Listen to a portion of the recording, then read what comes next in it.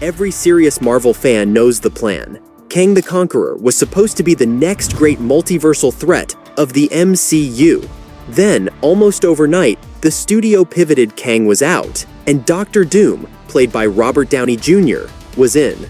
Marvel has never fully explained how that transition will play out on screen, but there's a story buried in the comics that might be the blueprint for exactly that shift, a story where these two titans meet, and only one walks away calling himself the greatest villain alive.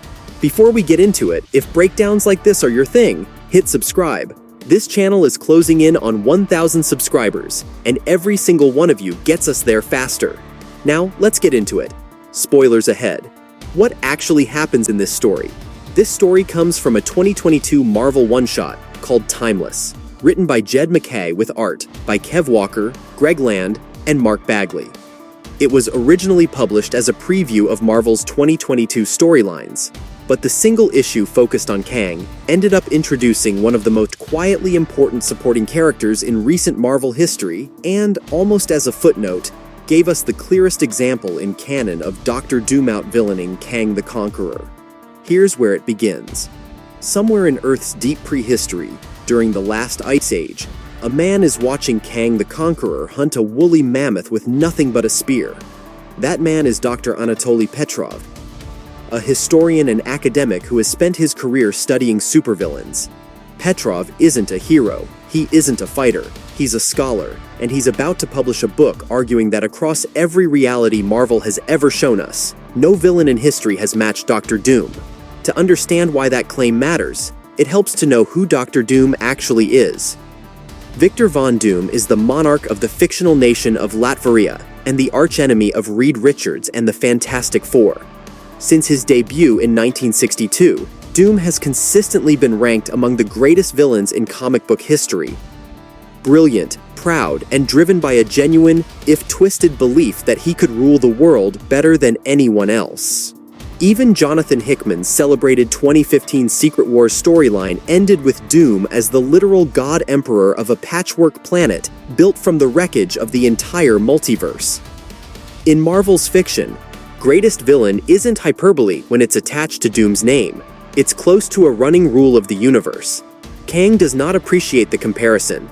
How does Kang respond to being called second best? Before Petrov ever reaches the Ice Age, we see the conversation that put him there. Kang tracks Petrov down, tells him he already knows exactly what the book will say, and instead of stopping him, makes an offer.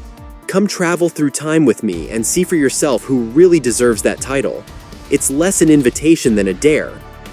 And it's also, quietly, the whole story in miniature. Kang is a man who cannot let a single opinion go unchallenged, even one written by an academic with no power to back it up. Back in the Ice Age, Petrov narrates what he's learned about his new travel companion. Kang sees himself as the pinnacle of human achievement, history's greatest adventurer. A man who has already mastered every field worth mastering, and who now lives only for the next challenge. The Ice Age tribespeople around them worship Kang as a god. He could stop time right here, rule them forever, and erase the Avengers before they're even born. But Petrov notes the flaw in that fantasy. A god has no rules left to break, and Kang needs the game more than he needs the win. That's exactly why he collects companions like Petrov in the first place, not for friendship, but for the friction of being disagreed with. It's the only thing left that still feels like a real contest. To prove the point, Kang kills the mammoth. He didn't need to fight it. He has weapons that could vaporize it instantly, but the challenge was the reward. That night, while the tribe eats dinner with Kang and Petrov, every single one of them vanishes into thin air. What just erased an entire tribe of people? Kang identifies it immediately. A time quake. He explains it to Petrov using an image any listener can picture. Imagine the timeline as a single guitar string.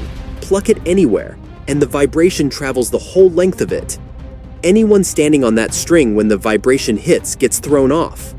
Somewhere on some point along Marvel's main timeline, something has gone catastrophically wrong, and the aftershock is strong enough to erase people from history without warning. Kang takes Petrov to his base of operations, a stronghold that exists entirely outside the normal flow of time, called Oracle Base. There, His servants brief him on the range of futures this disturbance could still produce, and Kang makes it clear several of those futures have to be prevented because they threaten his own existence. Then he explains the deeper problem. When a timeline is severed from the main reality, what he calls being pruned, it should slowly dissolve. The entropy of the wider multiverse erodes it out of existence, the way an unsupported branch eventually rots and falls. But this pruned timeline isn't decaying. Something or someone inside it is actively holding it together, using enough will and cosmic energy to keep a dead reality breathing, and trying to reconnect it to the main time stream by force. Petrov asks who could possibly have that kind of power. Kang doesn't hesitate. Who else, Petrov? This is Victor Von Doom's work. What is actually waiting for them in that dead timeline? Before Kang can act on it, Oracle Base is attacked. Armored soldiers called Deathlocks sent, Kang reveals, by a version of the Avengers calling itself Avenger Prime, who blame Kang directly for the disturbance storm the base. Kang orders a retreat and abandons his own servants to die covering the escape.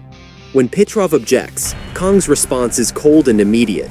Their lives existed to serve him, and dying in that service should be an honor, not a tragedy. Petrov pushes further, tells Kang he should have tried to save them. That's the moment Kang drops the mask completely. He tells Petrov, flatly, that he mistook the scholar's intelligence for an understanding of morality. And that morality, to Kang, is nothing but a mark of weakness. He calls himself Kang the Conqueror, a killer with a body count that dwarfs anything Petrov could imagine, and rejects the idea that he's any kind of hero. If anything, he says, he's the hero the ancient Greeks would have recognized, the man who answers to no one, who takes exactly what he wants, purely for himself. Then they arrive in the dead timeline, and what they find isn't a battlefield. It's a graveyard, the bodies of celestials, some of the most powerful cosmic beings in existence, scattered across the landscape. Kang wonders briefly whether this reality's own version of himself is responsible. He dismisses the idea instantly. No version of Kang, he says, would waste this much effort on a dying world. That's not who Kang is in any universe. They move deeper into the base and find the true architect of the slaughter. Who or what is actually wearing Doom's armor? The figure on the throne wears Doom's mask, but the moment he speaks, something's off. He looks at Kang and says, almost bored, a Kang. It's a small line, but it tells you everything this version of Doom has fought and disposed of multiple Kangs before. This isn't his first multiversal despot. When the mask comes off, it isn't Victor, it's Reed Richards. In this reality, Reed killed Victor Von Doom and took up the mantle himself. As Reed explains it, when this timeline was marked for pruning, its heroes fought to save it, but the process, instead of ending quickly, slowed into something closer to torture, with entropy devouring the world piece by piece for what must have felt like an eternity. Reed refused to accept that outcome. To hold the timeline together, he replaced his own eyes with the Time Stone and the Reality Stone, and forced his will onto the entire reality by brute cosmic force.